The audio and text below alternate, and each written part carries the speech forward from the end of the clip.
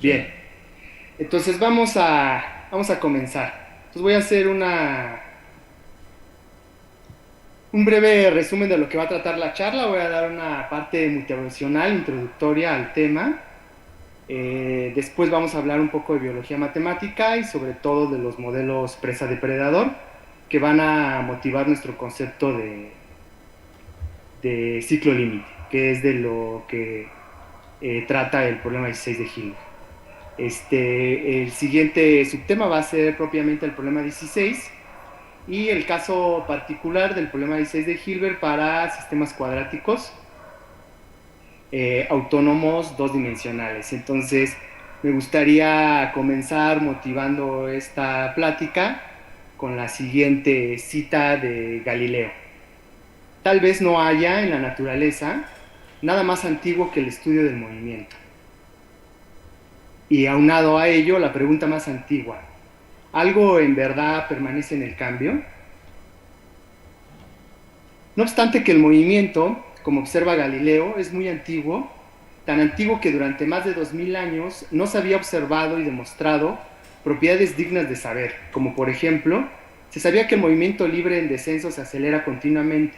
Sin embargo, no se había hallado en qué proporción se lleva a cabo esta aceleración, es decir, cuál la ley que rige dicho movimiento. Se sabía que los proyectiles describen una línea curva. Sin embargo, nadie había notado que esa curva era una parábola. En suma, debemos a Galileo el descubrimiento de las dos primeras leyes del movimiento: la ley que rige el movimiento de caída libre y la ley que rige el movimiento de un proyectil. Entonces, aunado a estas observaciones, podría uno plantearse por qué tuvieron que pasar más de 2000 años para que pudiéramos descubrir una ley física o las dos primeras leyes físicas este, debidas a Galileo, repito, la ley de caída libre y la ley que rige el movimiento del proyectil. Y aunado a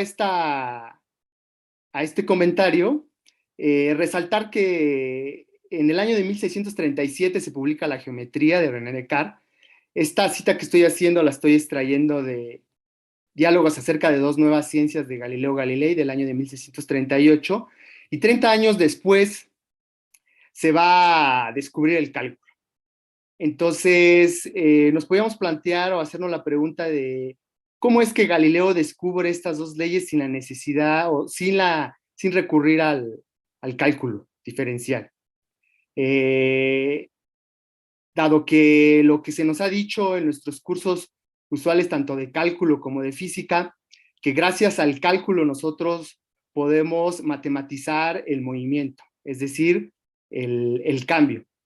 Entonces, dado a estas observaciones, nos planteamos las siguientes preguntas. ¿Cómo cuantificamos el movimiento? ¿Qué posibilita su cuantificación? ¿Y cuál el interés de desvelar las leyes del cambio? Ahora bien, desde tiempos inmemoriales los sabios han dejado asentado su inquietud por aprender qué del cambio no está cambiando. Baste la siguiente cita poética, filosófica, de vida a Heráclito: el fuego descansa cambiando. Hago esta cita de Heráclito porque lo que va a posibilitar la cuantificación del cambio en matemáticas es lo que permanece invariante a través del mismo. Hay una forma matemática de medir el cambio y con ello una forma de describir cómo se modifica a través del tiempo. Del cálculo sabemos que el cambio es medido por la derivada, y usarla para describir cómo se modifica una cantidad es de lo que tratan las ecuaciones diferenciales. Y convertir las reglas que gobiernan la evolución a través del tiempo de una cantidad en una ecuación diferencial es lo que vamos a entender por modelación. El objetivo de la modelación es usar la ecuación diferencial para predecir el valor futuro de la cantidad que se está modelando. En el caso del movimiento de un cuerpo en caída libre y del movimiento de un proyectil, las reglas que gobiernan dichos movimientos son las leyes físicas o la relación matemática que guarda, a su vez, la relación causa-efecto, que permiten saber la posición de dichos cuerpos en cualquier instante de tiempo. Bien, ahora vamos a entrar en el área de la biología matemática, en los modelos de presa-depredador para motivar nuestro concepto de ciclo límite. La ecología estudia las relaciones mutuas entre el hombre y, en general, entre los organismos vivos y el medio ambiente. El objetivo principal de la ecología es la evolución de las poblaciones. En este sentido, de interés, en los modelos tipo presa-depredador, dar condiciones bajo las cuales la interacción de estas dos poblaciones, presas y depredadores, coexisten. Es decir, ninguna de ellas se extingue. Bien, ahora pasemos a las hipótesis que nos van a permitir dar un modelo de presa-depredador. Supongamos que únicamente interactúan dos especies y que estas poblaciones crecen en generaciones continuas. La interacción es del tipo presa-depredador, es decir, cuando interactúan, una especie se beneficia mientras otra se perjudica. Denotemos por X de t y Y de t las respectivas densidades poblacionales al tiempo t. Las tasas instantáneas per cápita dependen de ambas densidades, es decir, la dinámica está descrita por el sistema autónomo de ecuaciones diferenciales que son de la forma x' de t entre x de t igual a una función que depende de x y de y de t entre y de t igual a otra función que depende de x y de y. X' de t entre x de t es lo que se llama la tasa porcentual. Entonces, simplemente para aclarar para aquellos, perdón, es la que se llama tasa per cápita. Para aquellos que no saben qué es la tasa per cápita, la tasa instantánea per cápita refleja la forma de crecimiento de la población por individuo presente. ¿Ok? Bien. Ahora, haciendo f de xy igual a x por el producto de esta función m y g de xy igual a y por esta función n, las tasas instantáneas, es decir, la derivada respecto al tiempo, de x y la derivada de y respecto al tiempo, van a quedar expresadas como se muestra en esa igualdad. X' de t igual a f de xy y y' de t igual a g de xy. Bien. En términos de la ecuación diferencial que modela dicha interacción, la coexistencia puede manifestarse por las siguientes conductas dinámicas. La existencia de valores de equilibrio. Para aquellos que no sepan qué es un valor de equilibrio, se dice que x estrella, y de estrella, y estrella es un punto de equilibrio, si solo si los valores de las respectivas funciones f y g evaluadas en x estrella y estrella es el valor cero. Es decir, f de x estrella y estrella, g de x estrella y estrella es igual al vector 0 en R2. ¿Ok? Entonces, volviendo a este tipo de conductas dinámicas que se pueden dar en este tipo de modelo, la existencia de valores de equilibrio x estrella y y estrella, tal que, independientemente de los valores iniciales de presas y depredadores, es decir, qué cantidad de presas y depredadores tenemos en un tiempo inicial, x0 y y0, con x0 y y0 ambos positivos, porque no podemos tener poblaciones negativas, ¿no? Los estados posteriores, x de t y y de t, tienden a los valores de equilibrio. A tal punto de equilibrio, x estrella y estrella se le denomina atractor global. Otra tipo de comportamiento es el de tipo oscilaciones periódicas aisladas, lo que en la literatura de las ecuaciones diferenciales se denomina ciclos límite. Ahorita vamos a ver una gráfica que nos va a ejemplificar estas observaciones. Y el otro tipo de comportamiento, el tercero, es de oscilaciones periódicas no aisladas. Estas corresponden a lo que se llama comportamiento de tipo centro. Entonces, en esa gráfica que se muestra en pantalla, tenemos el comportamiento tipo foco. Entonces, en esta gráfica, vemos aquí cómo está espiraleando. Estas son las soluciones del sistema a esta ecuación diferencial.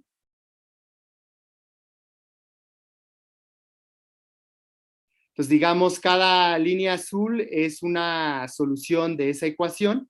Entonces, vemos aquí cómo las soluciones empiezan a espiralear y se empiezan a aproximar a este punto más azul concentrado que se ve en la imagen.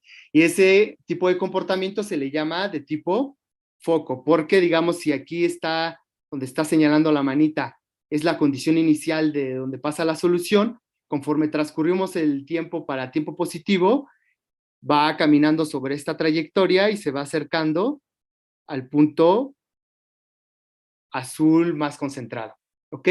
En esta segunda gráfica lo que se muestra es las gráficas de X de T y de T. Este es T y esta naranja es Y de T y la azul es X de T. Entonces, digamos que esta oscilación que está haciendo los puntos X de T, Y de T en esta plano XY, se corresponden con estas oscilaciones que están teniendo el crecimiento o decrecimiento de las de presas y depredadores respectivamente. Bien, ahora este es el caso de ciclo límite. Nuevamente aquí las líneas rojas representan una solución de mi sistema de ecuaciones diferenciales.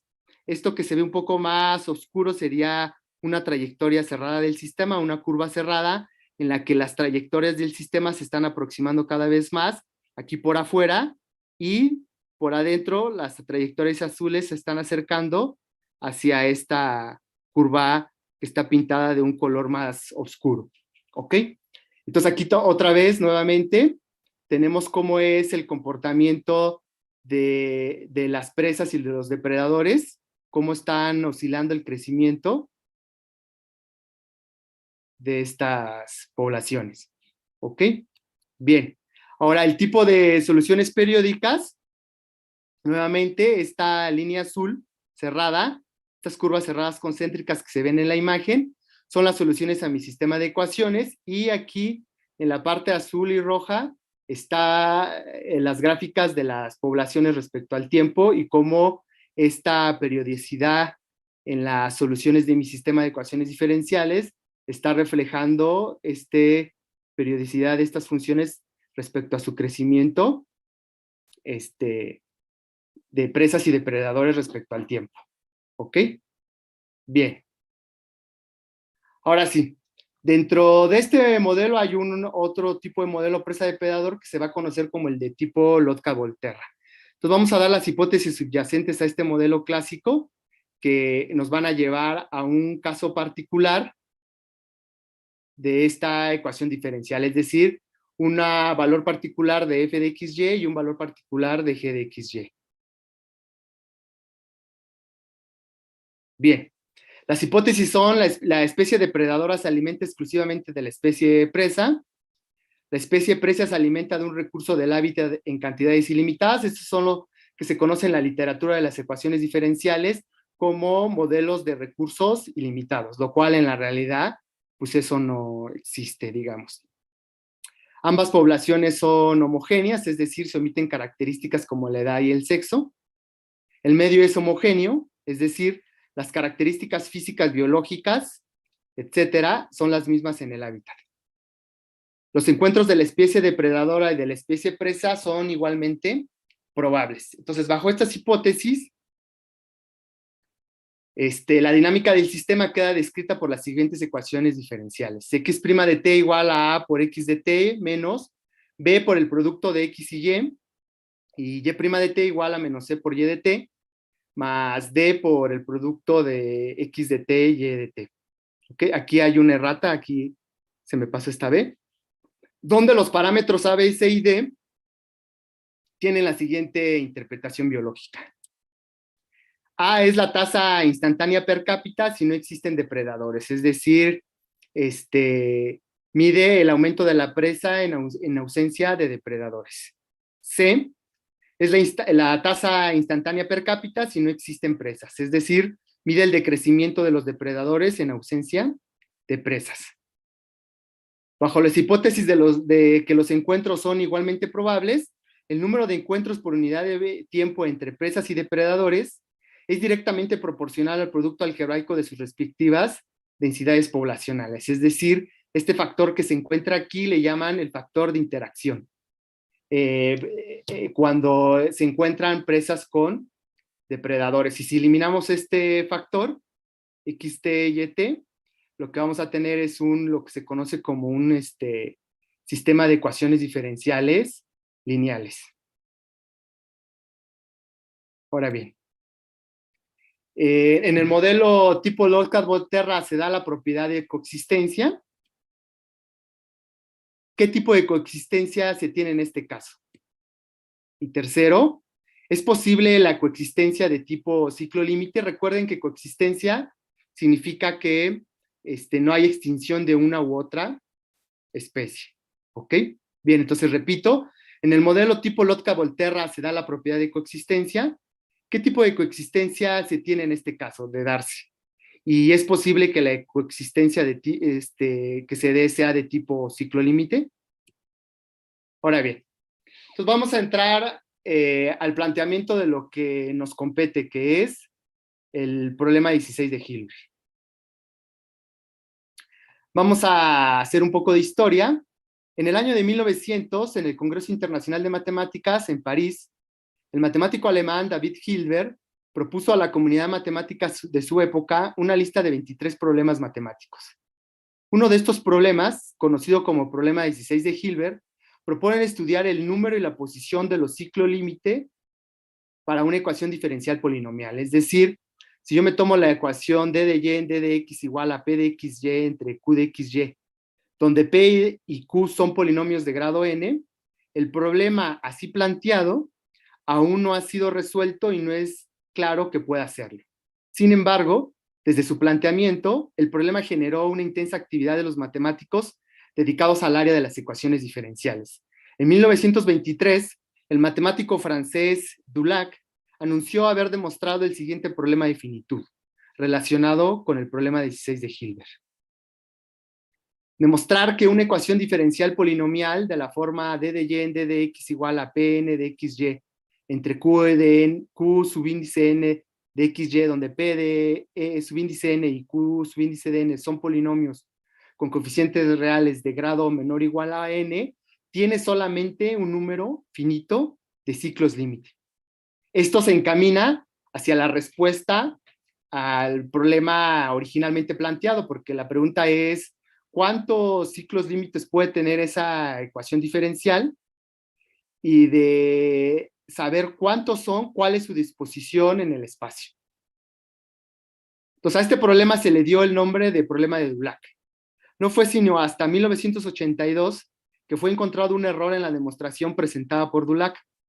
Aproximadamente 10 años más tarde, casi simultáneamente, Ilyashenko en 1991 y Ekal en 1992 presentaron demostraciones completas y absolutamente independientes del problema de Dulac. Bien, entonces ahora vamos a ver un caso particular del problema 16 de Hilbert, que es el caso de los sistemas cuadráticos autónomos dos dimensionales.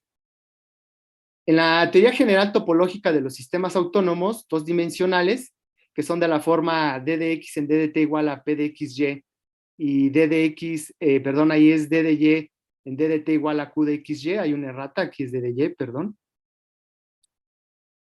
Permanece el problema de obtener más información explícita para clases especiales de tales sistemas, ya que los sistemas lineales, cuando p de xy y q de xy es lineal, estos sistemas, estas ecuaciones diferenciales, este sistema de ecuaciones diferenciales, pueden ser integrados por medio de funciones elementales.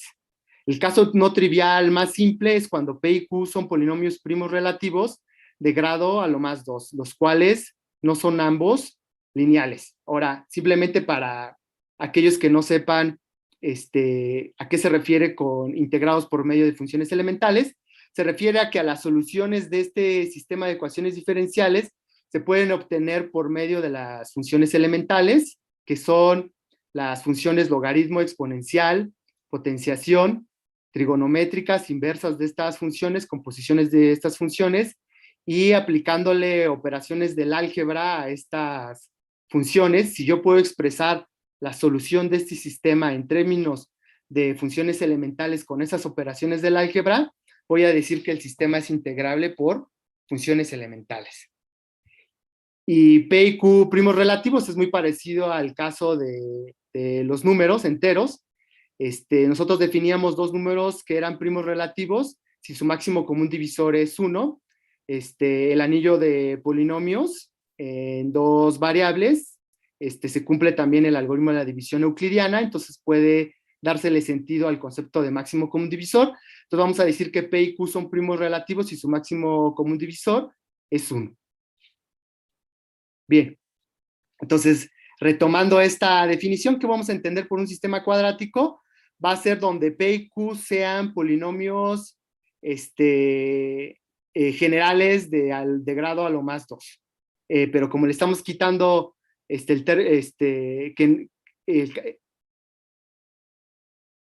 y que ambos no sean lineales. Entonces, el caso de los sistemas cuadráticos es cuando esta forma, este polinomio, es el equivalente a un polinomio general de grado 2 en dos variables. ¿Ok? Ese va a ser mi sistema cuadrático. Bien. Ahora, una observación. El siguiente sistema, d de x en d de t igual a x por a0 más a1 de x más a2y, que es un caso particular de este sistema cuadrático general, y d de y igual a d de t, de la derivada de y respecto a t igual a y por b0 más b1x más b2y. Repito, este sistema de ecuaciones diferenciales es un caso particular de un sistema cuadrático. Aparece en biología matemática, en la teoría de competencia de dos especies, específicamente en modelos tipo Volterra. Para lo que hemos observado anteriormente, se tiene este caso cuando A0 es igual a A1 es igual a 0, A2 igual a menos B, B0 igual a menos C, B1 igual a D y B2 igual a 0. Esto, para estos valores específicos de A0, A1, A2, B0, B1, B2, se obtiene el modelo clásico de tipo Volterra, de modelo de presa-depredador, ¿ok?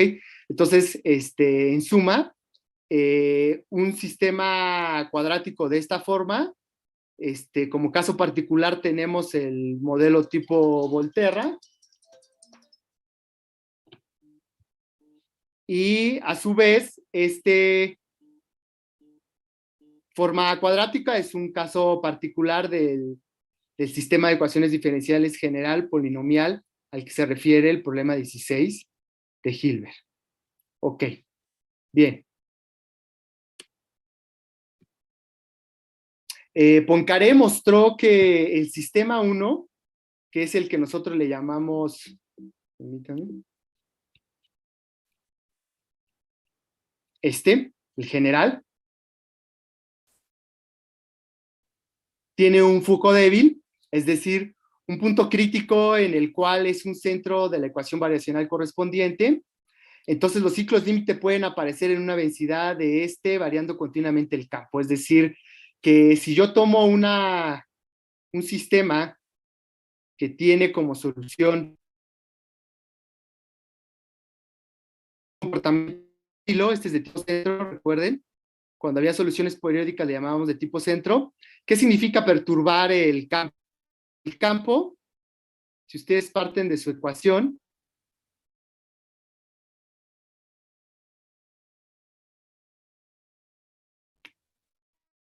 esta es una función de x y y, esta es una función de x y y, y si esto forma una función de R2 en R2 que tenga como componentes esta parte y esta parte, a eso se le va a llamar el campo. Sería la parte derecha de este sistema de ecuaciones.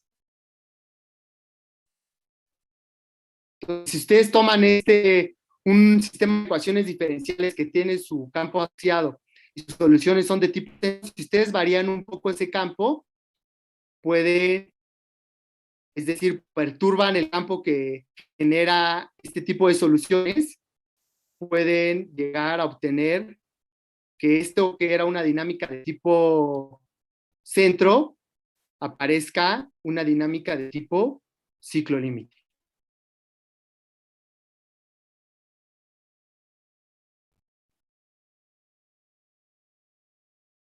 Entonces, retomo. Entonces, resulta que la emergencia de ciclos límite está asociada con la perturbación de dinámicas de tipo centro, entonces pueden aparecer. Entonces, el problema de determinar, repito, de determinar el número de máximo de ciclos límites, los cuales pueden aparecer, está relacionado al problema del centro. Fue probado por Baudin en 1939 y 1952 que para sistemas cuadráticos, el número máximo es 3.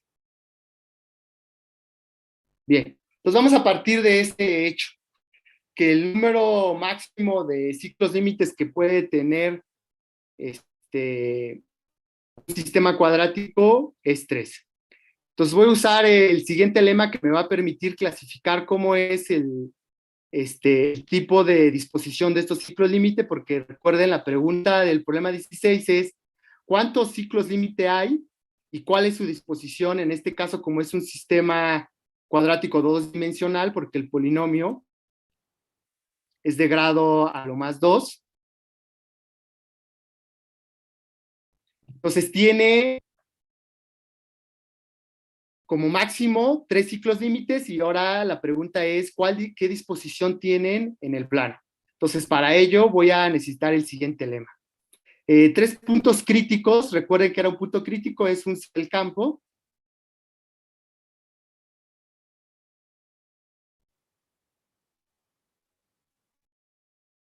Aquí está.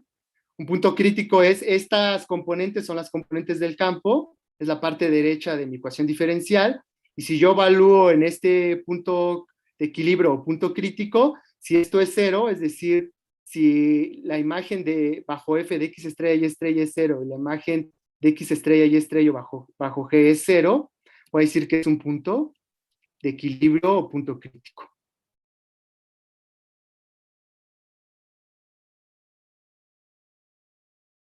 Bien, entonces primero, 3 puntos críticos no pueden ser colineales. Para ver qué 3 puntos críticos nunca pueden ser colineales, haremos uso del siguiente hecho. Si ustedes toman un polinomio en una variable, este es con coeficientes reales, y toman un polinomio general de segundo grado con coeficientes reales, entonces y menos p de x divide a g de x y menos g de x, p de x. En particular, y menos p de x es un factor de g de x y, sí, solamente sí, g de x, p de x es el polinomio 0.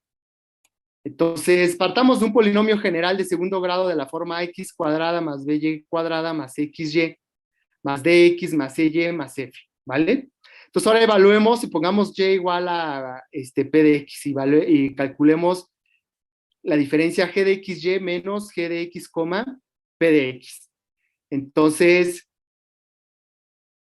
esto, cuando hagan esta diferencia, obtienen esta expresión que está aquí a la derecha, y de aquí pueden factorizar y menos p de x, y esto que está en la parte derecha es igual a y menos p de x por b por y más p de x más cx más c. Entonces esto es 0, si solamente si esta parte de aquí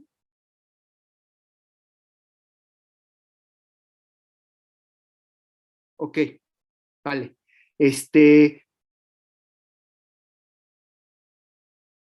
Ok, supongan que esto es 0. Si esta parte de aquí que está con el signo menos es 0, entonces tendría que g de xy es igual a y menos p de x por este polinomio. Y eso quiere decir que y menos p de x divide a g de xy. Y si y menos p de x divide a g de xy, entonces esto necesariamente tiene que ser 0. ¿Ok? Bien. Ahora, supongan que 3 puntos críticos son colineales. Vamos a hacer la argumentación de esta propiedad por reducción al absurdo. Supongan que tienen 3 puntos críticos que son colineales, ¿vale? Entonces, consideren que esta es la ecuación de la línea recta que contiene a esos 3 puntos, ¿vale? Entonces, ahora sea p de x igual a menos a entre b por x menos c entre y, que sea p de x igual a esta línea recta. Ahora bien, entonces P y Q se anulan en puntos de la forma x, P de x. ¿Sí? Porque, ¿qué quiere decir que sea punto crítico? Que va a anular estos puntos, son puntos críticos porque pertenecen a esta línea recta, Y eso quiere decir que si los evalúo en P y Q, eso me dan el polinomio 0. Entonces, por la afirmación que acabo de hacer, lo que tengo es lo siguiente, que y menos P de X es factor de P y de Q, contradiciendo el hecho de que P y Q son primos relativos. Por lo tanto, 3 puntos críticos no pueden ser colineales. Ahora, la otra afirmación es la siguiente. En cualquier línea recta, la cual no está compuesta de trayectorias del sistema, el número total de puntos críticos y de contacto, a lo que se refiere esto de contacto, es que ahí las soluciones del sistema sean tangentes a esa línea recta, es a lo más 2. Entonces, esa es la otra observación. Entonces, ya sabemos que no pueden existir 3 puntos críticos colineales, y ahora queremos mostrar que en cualquier línea recta que no está compuesta de trayectorias, el número total de puntos críticos y de contacto es a lo más 2.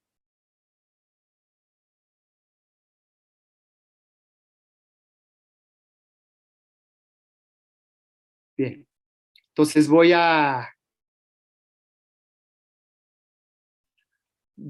dejar de compartir y voy a compartir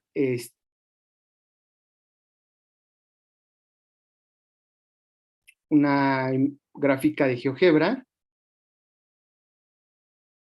Entonces no sé si me pueda confirmar el profesor Efraín si se puede ver mi pantalla.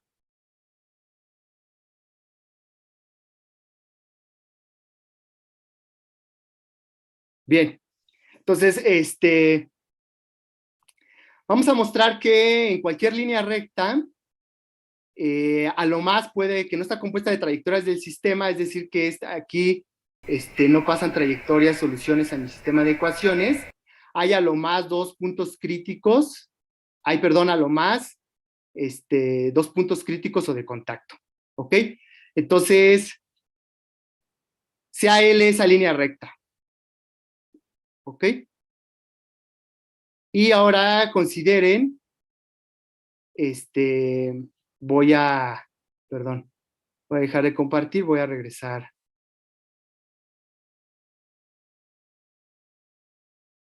a esta parte, ¿ok? Bien, entonces, vamos a hacer la siguiente construcción. Consideren la isoclina. ¿Qué es la isoclina? Iso es igual y clino es pendiente, entonces es la misma, es la curva de nivel que tiene la misma pendiente que la siguiente, que el campo restringido a esa curva de nivel de una superficie que voy a definir a continuación. Si ustedes restringen el campo a esa curva de nivel, tiene siempre la misma pendiente. Es esta imagen de aquí. Esta es una isoclina, es una curva de nivel de una superficie que ahorita voy a definir, y si ustedes restringen el campo de su sistema de ecuaciones diferenciales a esta curva, tiene la misma pendiente. ¿Y qué es la pendiente? Es simplemente hacer el cociente, desparametrizan respecto al tiempo, y les queda d de x en d de y, el cociente de estas dos formas, o lo que es el equivalente, desparametrizan respecto al tiempo, d de x en d de y o d de y en d de x, es el cociente p de x entre q de xy. ¿Ok? Ese sería la pendiente del.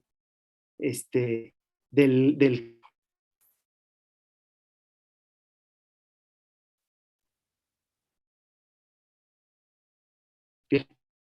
Entonces ahora, tomen G la siguiente superficie, tomen P, P como es un polinomio general de segundo grado y Q es un polinomio general de segundo grado, multipliquen por A y B, donde A y B son estos coeficientes de esta línea recta que contiene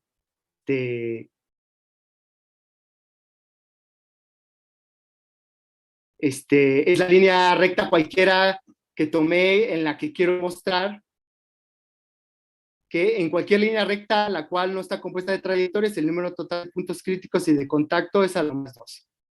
Entonces es esa L, es esta, ¿vale? Entonces tomen esta función, construyan esta función G igual a AP más BQ y tomen su curva de nivel de valor 0. Es decir, AP más BQ igual a 0. Esa curva de nivel es esta. Está aquí. ¿Vale? Y la azul es la línea recta L. Y esta que se ve aquí en azul más clarito es la superficie G. Es esta de aquí. ¿Okay? Entonces ahora la afirmación es que si L no está compuesta de trayectorias del sistema, esta encuentra a la isoclina en a lo más 2 puntos. Mi figura, como se ve aquí, la línea azul es tangente a la curva de nivel de valor 0, es decir, a la curva C, ¿ok?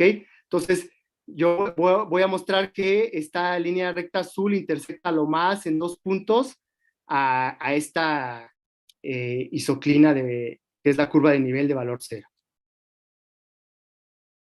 Bien.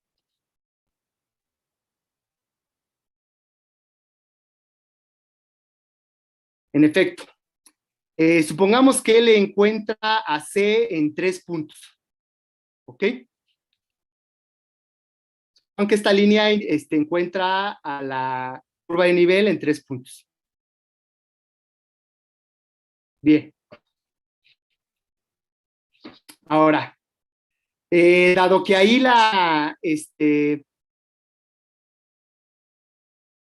dado que los 3 puntos pertenecen tanto a L como a C, existen 2 puntos P1 y P2 sobre L para los cuales la derivada direccional vale 0. Es decir, el gradiente de G producto punto del vector U es 0, donde U es la dirección de L. ¿Eso por qué? Porque tomen esta dirección.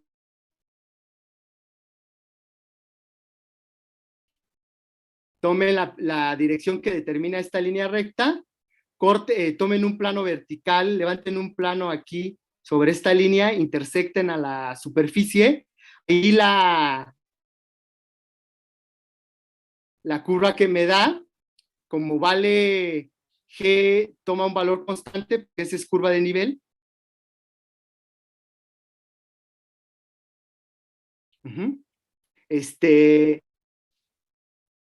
Tome la derivada, que es tomarle la derivada respecto a esta dirección. Como ahí es constante, me va a quedar que la derivada direccional va a ser 0 porque en esos 3 puntos voy a regresarme. Lo voy a poner aquí en GeoGebra para que se vea.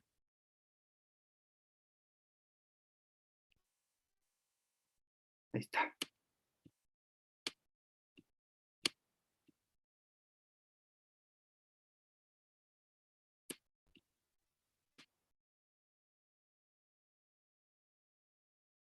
¿Ok? Entonces tenemos aquí nuestra superficie. Entonces tenemos algo del siguiente estilo. Lo voy a pintar.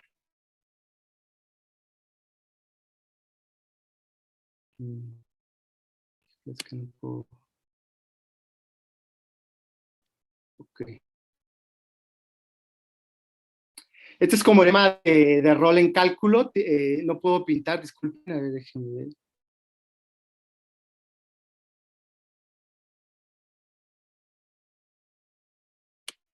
Quiero ver si.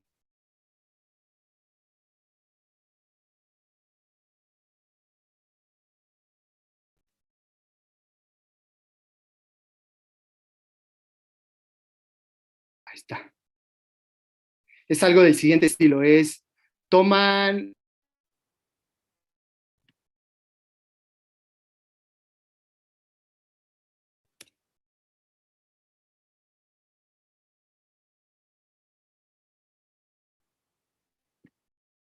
Supongo que este es el plano.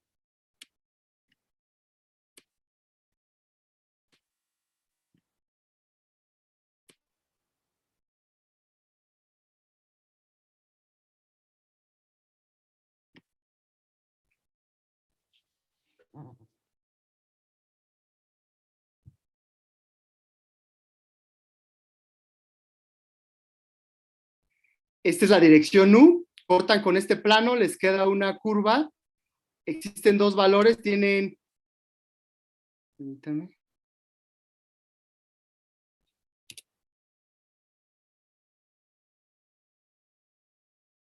tienen algo del siguiente estilo.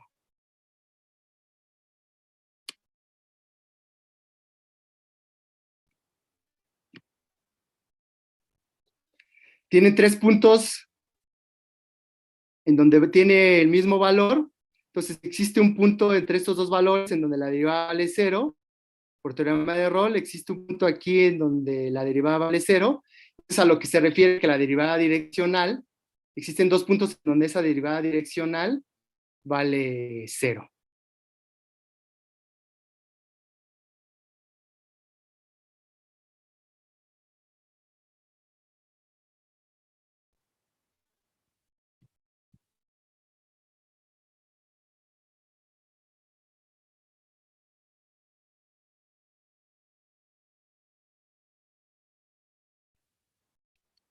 Está. Entonces regreso. Son, entonces estamos suponiendo que L encuentra a C en 3 puntos, entonces existen 2 puntos sobre L para los cuales la derivada direccional vale 0, donde U es la dirección de L. Ahora, como el gradiente de G es ortogonal a las curvas de nivel de la función G, entonces o L es tangente en P1 y P2 a una curva de nivel de G, o bien existen 2 curvas de nivel de G tangente a L en P1 y P2, respectivamente. Es decir,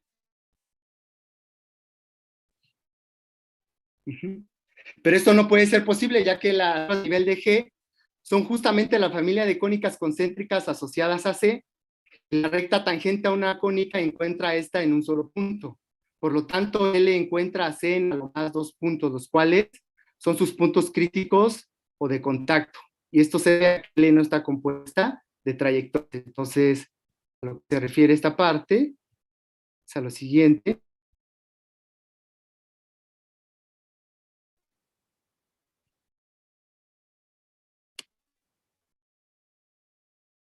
Ahí está. Entonces, esta es mi curva C. Todas las curvas de nivel de mi función G son concéntricas a C, es decir, son de este estilo. ¿Ok? Entonces, lo que está diciendo esto es que esta línea recta L puede ser solo tangente a una, si es tangente, solo puede ser tangente a una de estas, curvas de nivel y no a dos, por el hecho de ser curvas de nivel concéntricas a C. ¿Ok? Entonces se descarta ese caso en el que L era tangente a una curva, a 2 curvas de nivel diferentes de G, y si tuviese contacto a una misma curva de nivel, diría que esta es una línea tangente a una cónica en 2 puntos, y eso no puede ser porque la línea tangente a una cónica solo es en un punto. ¿Ok? Bien.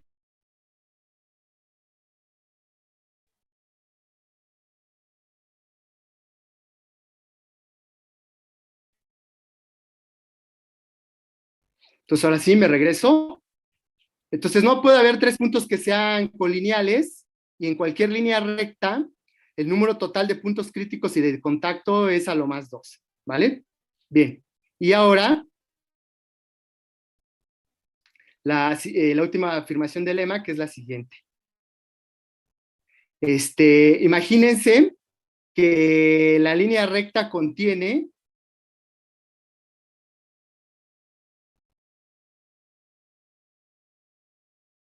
ahí está, si R1 y R2 son tales puntos, entonces las trayectorias que intersectan el segmento infinito R1 cruzan en el mismo sentido que las trayectorias que se intersectan al segmento R2 infinito, en el sentido opuesto a las trayectorias que intersectan a R1 y R2. Entonces, si yo me tomo 2 puntos de contacto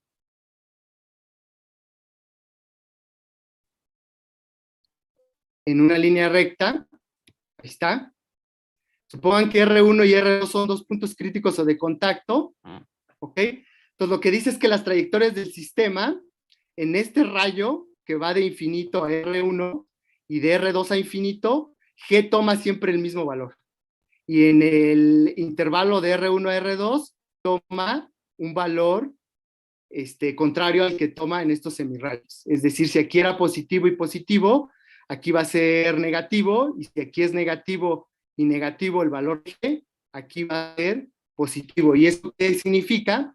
Que las trayectorias del sistema entran en esta dirección, aquí en la línea roja en dirección opuesta, y en la línea verde entran en la misma dirección que en este semirrayo de infinito a R1.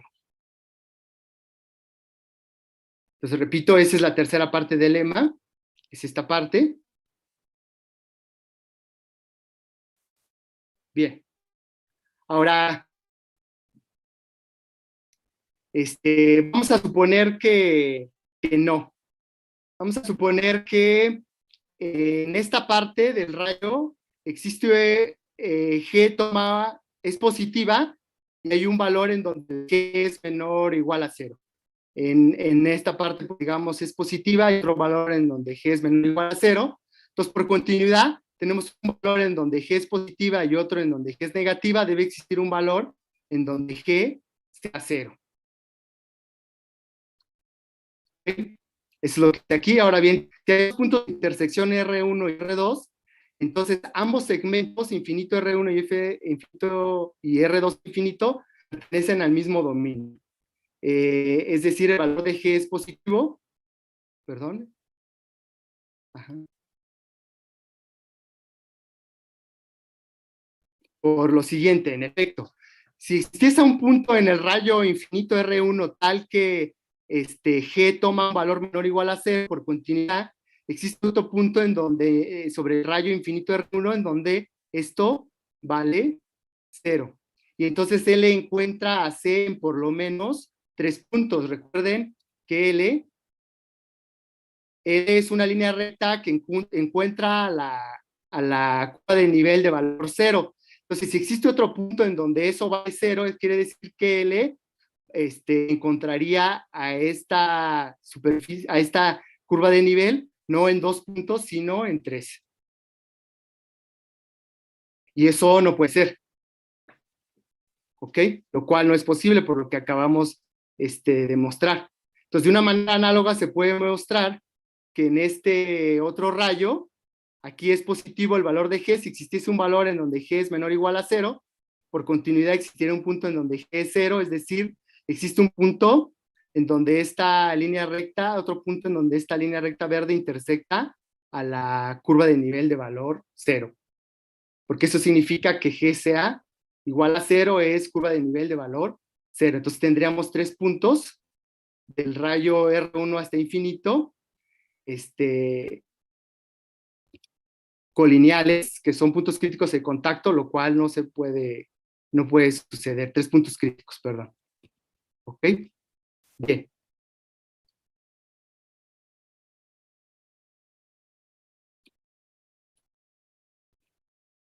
Entonces, repito, si aquí G toma el valor positivo, aquí tiene que tomar el valor positivo y aquí signo contrario. Y eso lo que significa es que las trayectorias del sistema en estas partes de estos rayos tienen direcciones contrarias.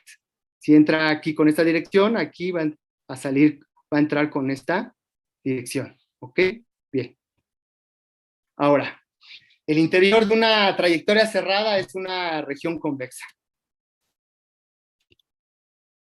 Supónganse que no. Supónganse que no es una región convexa, entonces existen dos puntos de esa trayectoria cerrada, tal que si tomo yo la línea recta que los une, hay puntos de la línea recta que no están contenidos dentro de la región, como se muestra en la figura. ¿Ok? Entonces llámele S1 al primer punto de intersección con la curva cerrada del sistema, en donde esta línea recta que contiene R1 y R2 y la intersecta. Y a S2' al último punto en donde la línea recta intersecta a la curva cerrada. Llámenle S2'. ¿Ok? Bien. Ahora, ¿qué es lo que se puede probar? Que entre este punto y este punto orienten la curva. Supónganse que esta es una solución del sistema, está orientada en esta dirección, en el sentido contrario a las manecillas del reloj. Entonces, en esta parte entra con esta dirección, aquí entra con esta dirección, entonces en este segmento hay está entrando con direcciones contrarias. De este segmento a este segmento, aquí sale con esta dirección y llega aquí con esta dirección, entonces son direcciones contrarias en esta parte, y en esta parte de aquí igual, la trayectoria toma esta dirección en esta parte y en esta dirección. Entonces en esta sale, aquí sale, pero en direcciones opuestas. Entonces en estos tres segmentos, dado que entran con direcciones contrarias, por el lema que acabo de observar, debe existir al menos un punto crítico de mi sistema en estos tres segmentos.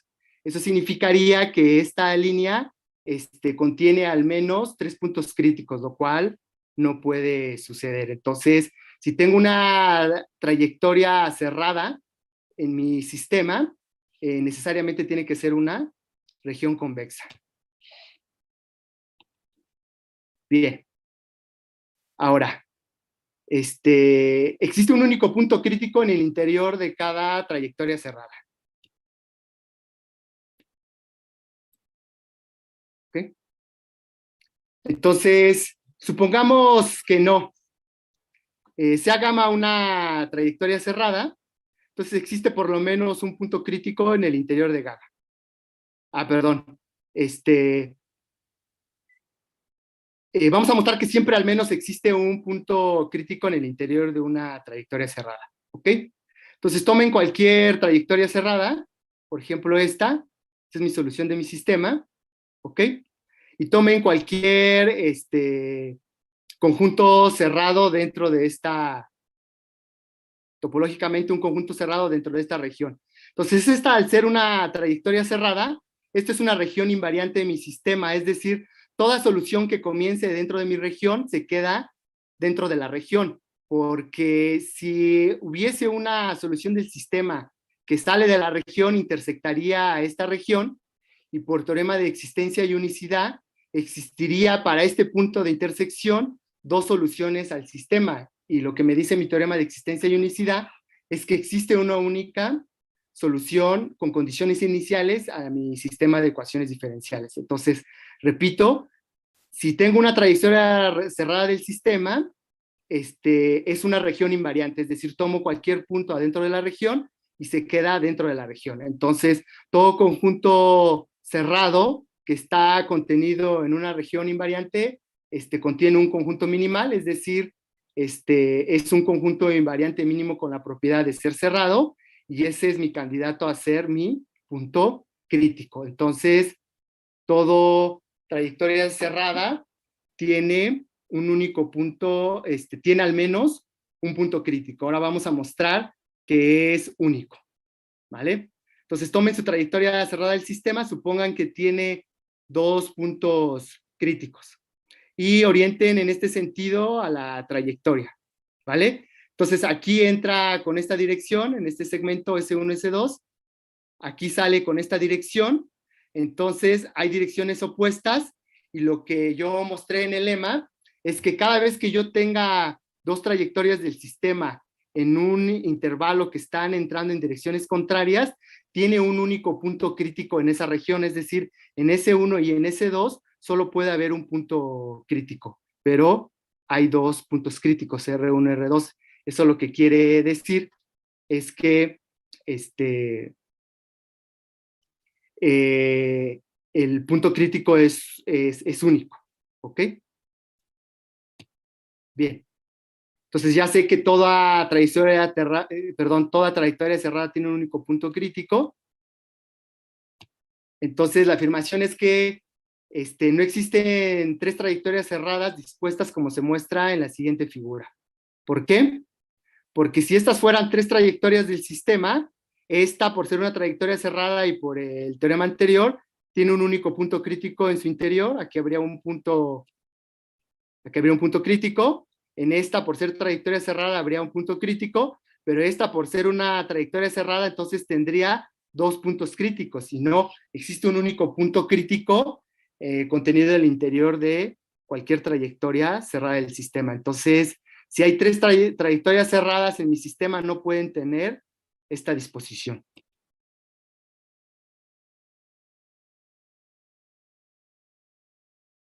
Bien.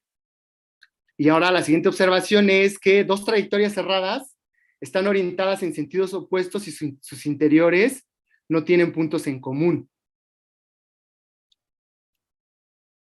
Entonces, supongan lo contrario. Supongan que estas son dos trayectorias del sistema que tienen R1 y R2 sus puntos críticos correspondientes y que están orientadas en el mismo sentido.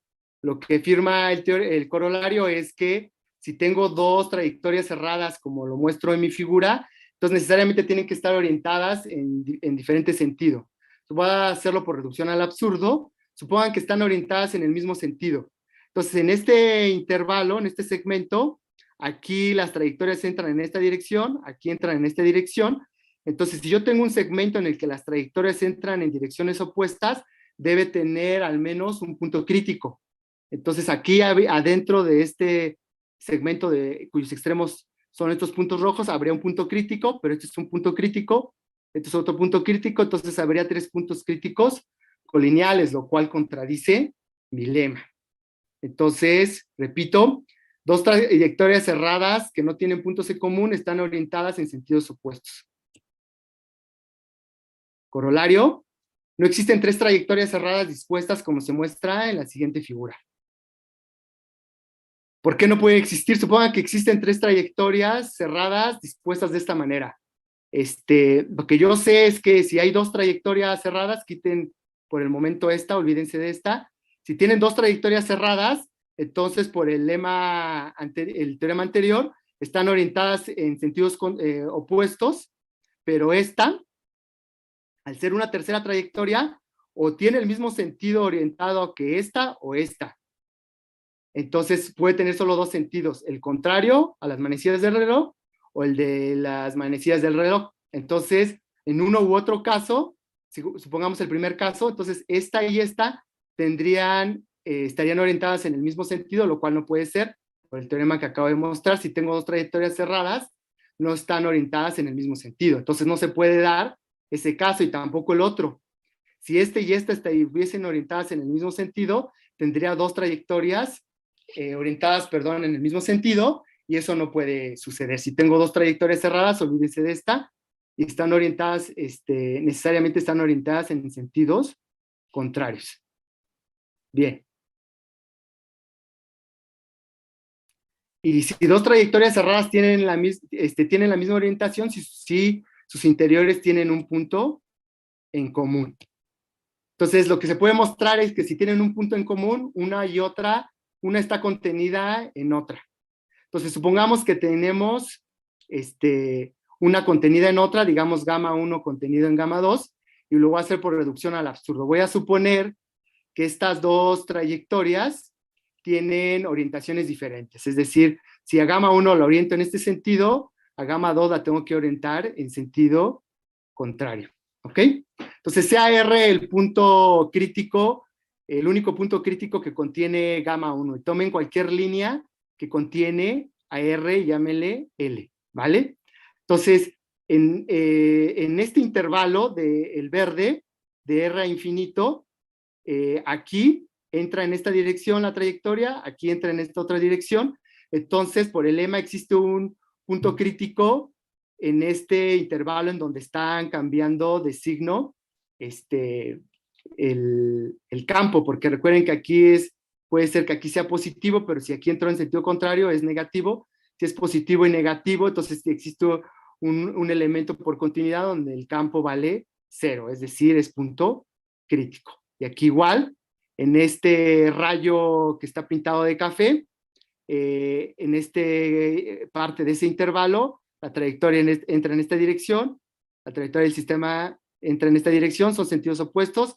Aquí significa que los valores del campo son, digamos, positivos. Aquí son negativos, por continuidad existe un punto en donde valga ese valor del campo cero, entonces este es un punto crítico, entonces tendría 3 puntos críticos colineales, lo cual contradice mi lema, ¿ok? Entonces, si tenemos 2 trayectorias, repito, cerradas, estas necesariamente tienen que tener la misma orientación si sus interiores tienen un punto en común. Conclusión. En suma, dado que existen a lo más 3 ciclos límites para sistemas cuadráticos, se sigue que las únicas configuraciones posibles de ciclos límites son las que se muestran en la siguiente figura. Entonces, queda contestada para sistemas cuadráticos el problema 16 de Hilbert, tiene a lo más 3 ciclos límite, y no solo eso, sino que solo hay 5 disposiciones de esas posibles 3 ciclos límites que puede tener mi sistema cuadrático. Bien. Ahora, lo que se puede probar, eso no lo vamos a observar, solo lo vamos a observar, es las siguientes resultados. 2 puntos críticos, cada uno de los cuales es un foco o un centro, no pueden tener la misma orientación. Y como corolario, el número total de focos y de centros de mi sistema cuadrático es a lo más 2.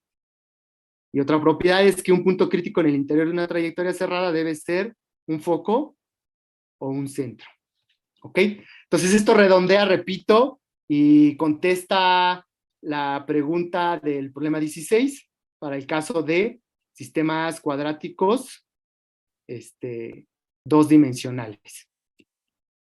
Bien, ahora, hemos observado que los sistemas cuadráticos 2-dimensionales están asociados para un caso particular de esos polinomios generales de grado 2, está asociado con el modelo Lotka-Volterra. Ahora, así como el modelo de presa-depredador se puede modelar en el plano, existe otro modelo de competencia que se llama el modelo de planta herbívoro polinizador, que no se modelaría en el plano, sino se modelaría en el espacio. Entonces, para el modelo de planta herbívoro polinizador, competencia de 3 especies, la existencia de un ciclo límite sería un indicador de coexistencia de las mismas. Es decir, hemos mostrado que para el caso del modelo Lotka-Volterra, de regreso, el tipo de dinámica de coexistencia, es decir, que no se extingue ni una ni otra especie, en este caso estamos planteando la pregunta para el caso de 3 especies, en el caso de presa-depredador, solo se pueden dar estos 3 tipos de comportamiento dinámico, el de tipo foco, el de tipo ciclo límite y el de tipo centro. Y los 3 indican coexistencia de las especies, es decir, que no se extingue una u otra. Entonces, este mismo problema se podría plantear para el caso de 3 especies, y estamos interesados en saber si se puede dar coexistencia en términos ecológicos, se puede dar existencia de estas 3 especies. Una manera, repito, de poder garantizar es la existencia de un ciclo límite. Entonces, podríamos hacernos la pregunta de si existe un ciclo límite para el modelo planta herbívoro polinizador. Hasta donde tengo entendido, no se ha podido dar una demostración de que existe un ciclo límite. Con análisis numérico se intuye, se ha encontrado las soluciones a este sistema y se intuye que hay un ciclo límite por el tipo de aproximaciones que se ha hecho, pero matemáticamente no se ha mostrado la existencia de un ciclo límite. Entonces, análisis que acabamos de hacer para el caso de sistemas cuadráticos 2-dimensionales motivan la pregunta de poder encontrar un método para matemático, no numérico, que nos pueda garantizar la existencia de un ciclo límite para el modelo planta herbívoro polinizador. Entonces me gustaría terminar la charla con la siguiente reflexión. A la abstracción hay que hacerla caminar sobre tierra firme, porque los detalles que en cuestiones prácticas interesan más, una excesiva generalización no puede percibir. Entonces, yo considero que este aforismo contiene la filosofía y la dinámica de esta plática, porque como ustedes acaban de dar cuenta, el modelo presa-depredador de tipo Lotka-Volterra motivó nuestra concepto matemático de ciclo límite y al mismo tiempo la demostración o la contestación al problema 16 de Hilbert para sistemas cuadráticos dos dimensionales, en los cuales un caso particular es el modelo Lotka-Volterra. Podemos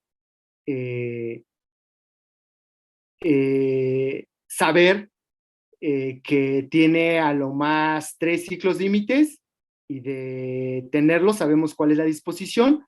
Eso al mismo tiempo motivó nuestra pregunta para la coexistencia de este modelo 3-dimensional que es planta, herbívoro, polinizador, y que al mismo tiempo invita a que estas técnicas, saber si estas técnicas, para el caso 2-dimensional de sistemas cuadráticos 2-dimensionales, se pueden generalizar para el caso 3-dimensional.